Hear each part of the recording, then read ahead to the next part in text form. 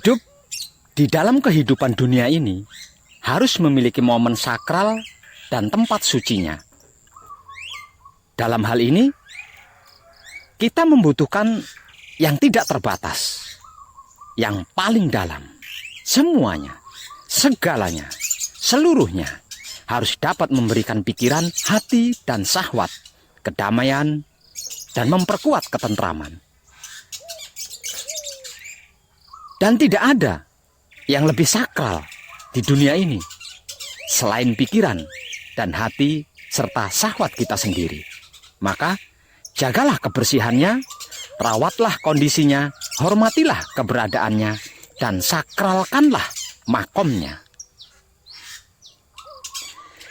Ada sangat sedikit orang yang lebih berkomitmen pada wacana pro kehidupan daripada Rab atau datnya.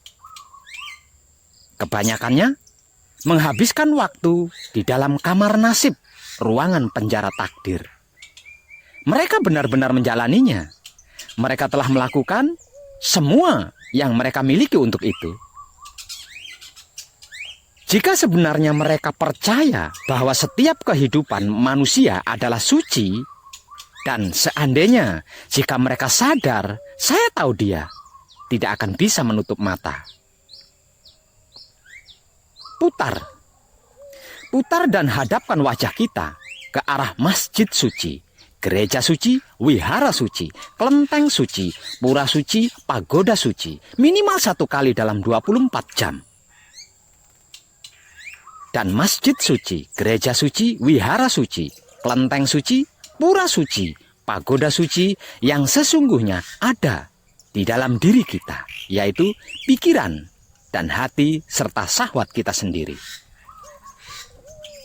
Kalau yang di luar diri yang selalu dituju dan dihadapi itu adalah masjid, gereja, wihara, kelenteng, pura, pagoda, namun tidak pakai suci. Kata suci berarti bahwa otak, hati, kelamin atau pikiran batin syahwat yang tidak melepaskan diri dari ruang jiwa dan ruang makhluk-makhluk ciptaan yang dilarang menembus ke tempat ini. Dimanapun kita berada, segera putar dan hadapkan wajah kita menuju masjid suci, gereja suci, wihara suci, kelenteng suci, pura suci, pagoda suci, jika perlu alam semesta yang suci ini. Yang berarti dimanapun kita berada dalam pencapaian kelakuan ibadah atau tindakan kehidupan biasa, jangan keluar dari laku hidup. Renungkan dia dalam apa yang kita makan, dalam apa yang kita minum, dalam apa yang kita hisap. Karena sesungguhnya di dalam dialah seluruhnya yang kita nikahi atau kawini. Sebab karena itu dia selalu tahu bahwa dia sekaligus adalah perenung dan perenung. Kalau dia adalah sang perenung, kenapa dan mengapa kita tidak merenung? Bukankah kita adalah gambaran wujud nyatanya dia? Siapakah dia? Tak lain dan tak bukan adalah Dat Maha Suci hidup.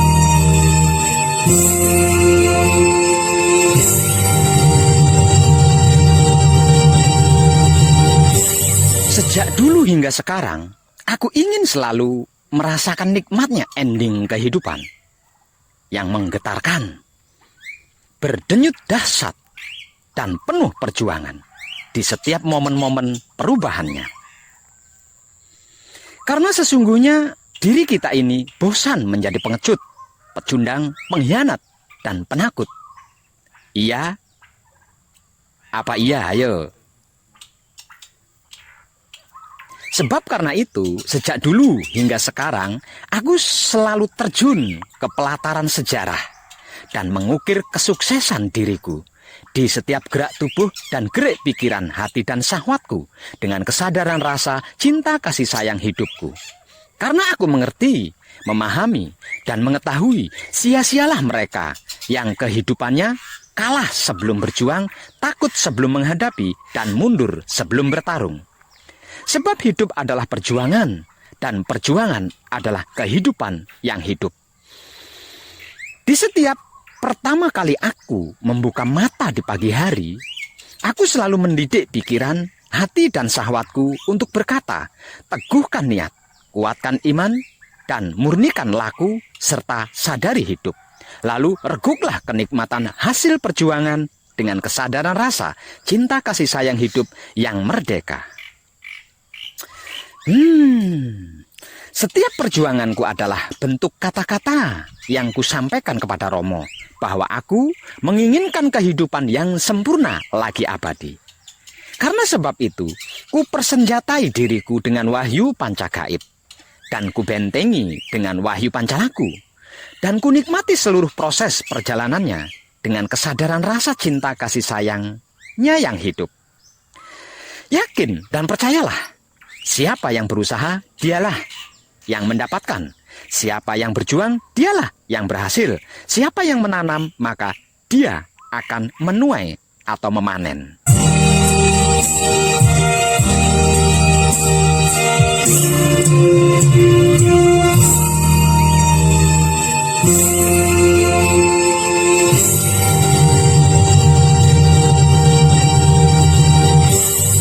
Para kadang kinasiku sekalian, apa yang saya lakukan sebenarnya adalah pekerjaan seumur hidup saya. Kemudian saya mengambil cuti setahun, dan kemudian saya kembali lagi bekerja. Kemudian mengambil cuti setahun lagi, kemudian bekerja lagi, begitu seterusnya. Ini bukan tentang hanya bekerja ini dan itu, juga bukan bagaimana itu terstruktur. Ini adalah tentang melakukan kegiatan apapun yang didorong oleh tujuan yang sangat sadar selama hidup. Kemudian mengambil cuti setahun dengan penyerahan penuh untuk menemukan sisi diri saya yang saya tidak tahu ada. Dan mengeksplorasi minat tanpa nilai komersial yang terkait dengan apapun sama sekali. Percayalah, keinginan apapun itu awal mulanya berasal dari Ruh Suci atau Roh Kudus atau hidup. Ketika itu murni dan intens, serta memiliki energi elektromagnetik yang luar biasa. Energi ini dilepaskan oleh Ruh Suci atau Roh Kudus atau hidup ke eter setiap malam saat pikiran jatuh ke kondisi tidur atau cakra otak non-aktif. Dan ketika cakra otak non-aktif, secara otomatis cakra jantung aktif. Kemudian olehnya dikembalikan ke keadaan sadar di pagi harinya, yang diperkuat dengan arus kosmik cakra kelamin. Selanjutnya, apabila cakra kelamin aktif dalam keadaan murni, apa yang telah dicitrakan saat pertama kali membuka mata setelah tidur pasti akan terwujud. Itulah perlu dan pentingnya patrap samadhi mijil toto lenggah setelah bangun dari tidur di pagi hari, agar supaya cakra kelamin dapat aktif dengan murni untuk memenuhi seluruh kebutuhan dan keperluan jiwa raga di sepanjang harinya hingga tiba malam lagi.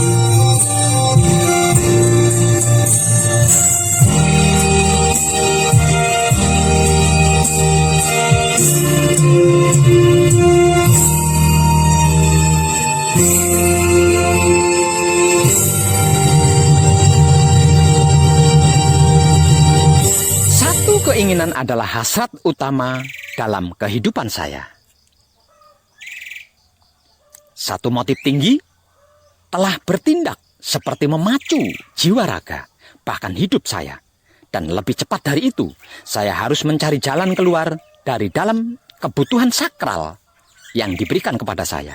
Dalam hal ini, akan kubiarkan napas kehidupan mengecewakan saya.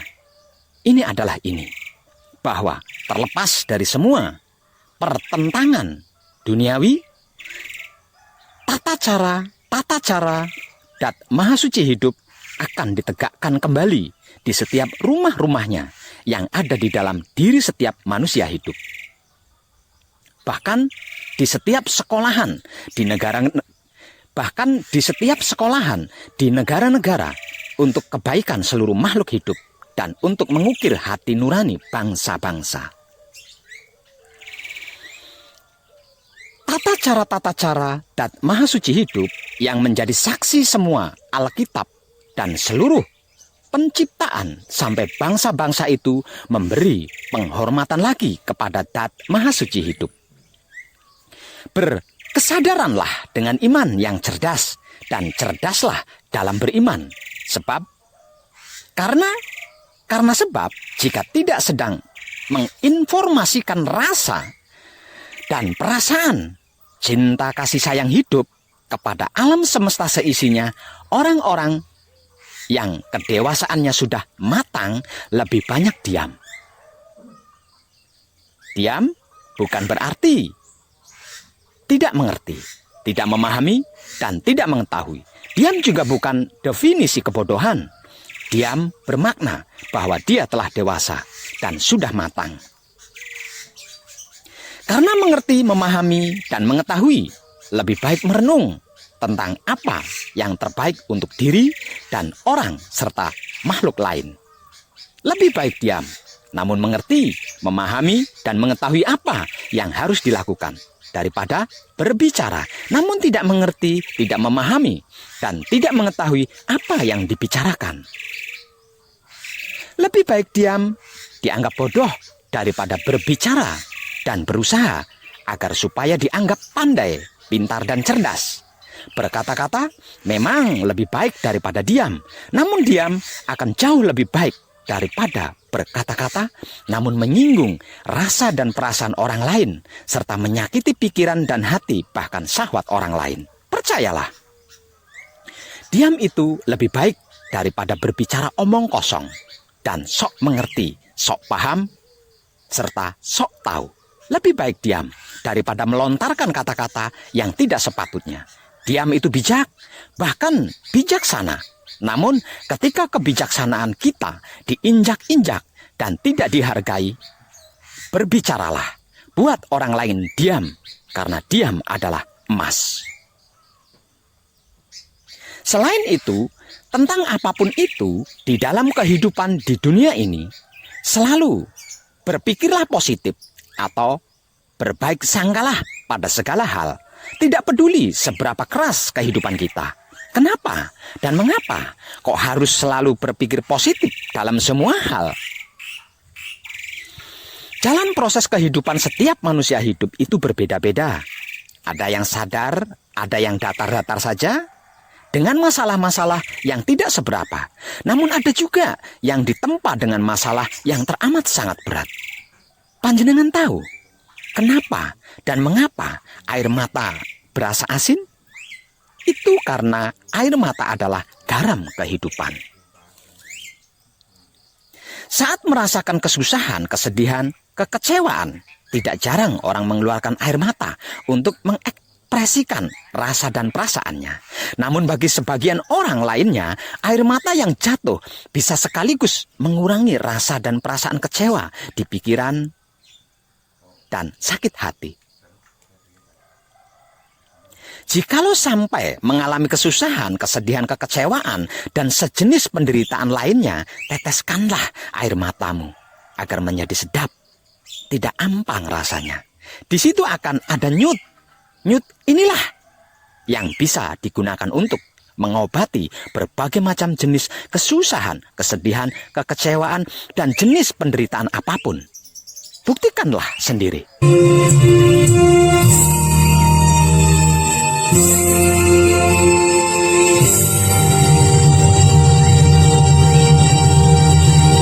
Kadangku, kita sama-sama sudah mengerti, memahami, dan mengetahui bahwa semuanya, segalanya, bahkan seluruhnya itu ada di dalam diri kita. Artinya, apapun yang ada di luar diri itu hanya bayangan dari apapun yang ada di dalam diri kita. Kalau kita berusaha menangkap bayangan itu, ia akan menghindar, bahkan lari. Kalau tidak percaya, coba saja tangkap bayanganmu sendiri. Jadi, kalau kita membelakanginya, ia tidak punya pilihan selain mengikuti kita. Kalau tidak percaya, coba saja buktikan lagi. Ketika kita berdamai dengan diri kita sendiri, berarti kita telah berdamai dengan alam semesta seisinya. Wow. Kedamaian dunia dimulai dengan kedamaian pikiran. Kedamaian keluarga dimulai dengan kedamaian batin. Kedamaian spiritual dimulai dengan kedamaian syahwat. Yakin dan percayalah. Jika tidak, buktikan saja. Dunia sekarang terlalu kecil untuk apapun kecuali persaudaraan yang mendamaikan. Dan saya tidak ingin kedamaian yang melampaui pemahaman.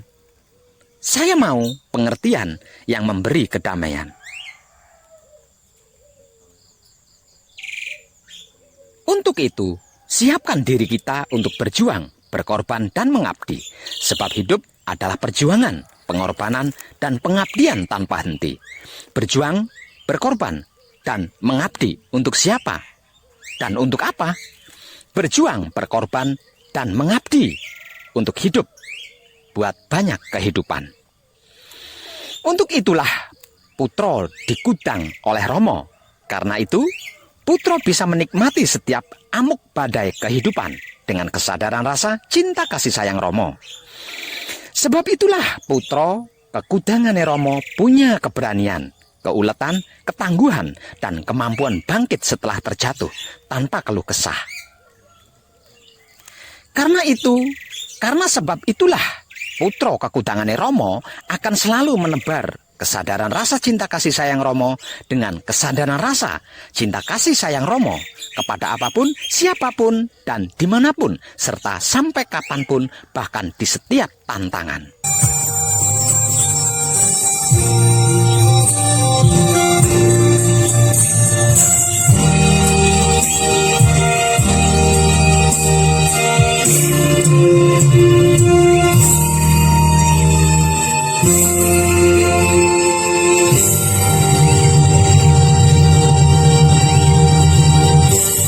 Romo, izinkan aku menikmati seluruhnya dengan kesadaran rasa cinta kasih sayang Romo.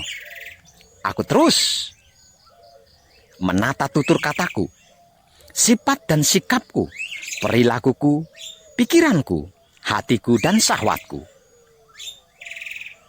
Wahai para putra kekudangane Romo, untuk berkesadaran rasa cinta kasih sayang Romo yang sadar hidup, jangan menunggu diingatkan, didukung, dimotivasi. Semua pernah melakukan kesalahan.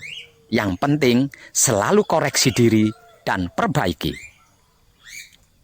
Berhenti membuat alasan untuk kesalahanmu dan mulailah mengakui, kemudian memperbaikinya. Kehidupanku adalah tanggung jawab hidupku dan kehidupanmu adalah tanggung jawab hidupmu. Maka kenali dan manunggal. Sadarlah dengannya. Kemudian ikuti dia jikalau ingin selamat, bahagia, sempurna, dan abadi bersamanya. Soal yang lainnya, Ratu Malam sang rembulan, Raja Siang sang matahari. Keduanya selalu bertentangan, tarik-menarik, dorong-mendorong, saling menguasai, seolah selalu bertanding tiada henti. Namun, tiada yang kalah. Dan tak ada yang menang. Karena dengan kedua sifat yang bertentangan ini, seluruh alam semesta bergerak. Dunia berputar, saling mengisi, yang satu melengkapi yang lain. Tanpa yang satu, takkan ada yang lain. Siang dan malam, terang dan gelap, baik dan jahat, tanpa yang satu, apakah yang lain itu akan ada? Tanpa adanya gelap, dapatkah kita mengenal terang? Inilah sebuah kenyataan yang telah dikehendaki Tat Maha Suci Hidup serta kehendaknya. Tanpa kehendaknya takkan terjadi apa-apa, karena apa-apa tidak ada. Maka jangan memusingkan diri. Oke? Para kadang ginasiku sekalian, percayalah, jika kita tidak memiliki orang yang sirik, iri, dan dengki kepada kita, ketahuilah bahwa kita adalah orang yang gagal. Lah mau disiriki apanya? Diirii apanya? Didengki apanya? Lawong gagal. Bagi orang awam khususnya dan para pelaku murni menuju suci yang belum selesai, hal yang paling jauh dari kita adalah waktu. Yang paling dekat adalah kematian. Yang paling berat adalah amanah atau laku. Jangan pernah lupa itu. Kematian adalah merupakan kritik hidup terhadap kehidupan. Kematian adalah jembatan yang menghubungkan orang yang mencintai, mengasihi, dan menyayangi dengan yang dicintai, dikasihi, dan disayangi. Kematian adalah peristiwa tercepat yang menjadikan semuanya, segalanya, dan seluruhnya menjadi tinggal sejarah kenangan belaka. Setiap jiwa pasti akan merasakan yang namanya kematian. Karena kematian adalah puncak dan tuntasnya kerinduan hidup seorang hamba yang awam kepada Rabb-Nya. Di mana saja kamu berada, kematian pasti akan menghampirimu. Meskipun kamu berlindung di dalam sebuah benteng yang sangat tinggi dan kokoh sekalipun. Rasa dan perasaan takut pada kematian itu lebih buruk daripada kematian itu sendiri. Kematian adalah kehidupan. Dialah jantung keabadian, gerbang penentu kebaikan dan keburukan, kebahagiaan dan penderitaan, kesesatan dan kesempurnaan. Jangan menunggu tua baru bertobat. Jangan menunggu senggang baru menekung. Karena kematian menjemput tidak mengenal waktu. Ingat itu. Kematian adalah untuk berhenti melakukan keburukan secara tiba-tiba. Mau?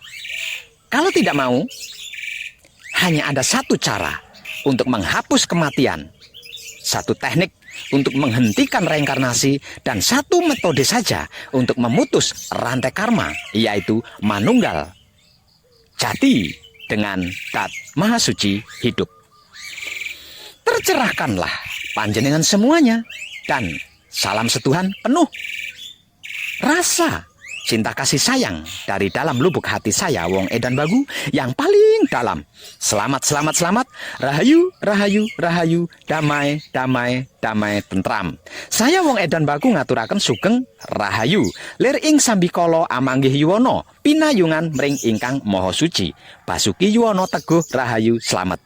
Berkah selalu untuk semuanya, tanpa terkecuali, terutama para sedulur, khususnya para kadang konto dan kanti anom saya, serta senantiasa direstui yang Dat Maha Suci hidup. Om Santi, Santi, Santi Om. Wassalamualaikum warahmatullahi wabarakatuh. Terima kasih, terima kasih, terima kasih, dan salam kebajikan. I love you full.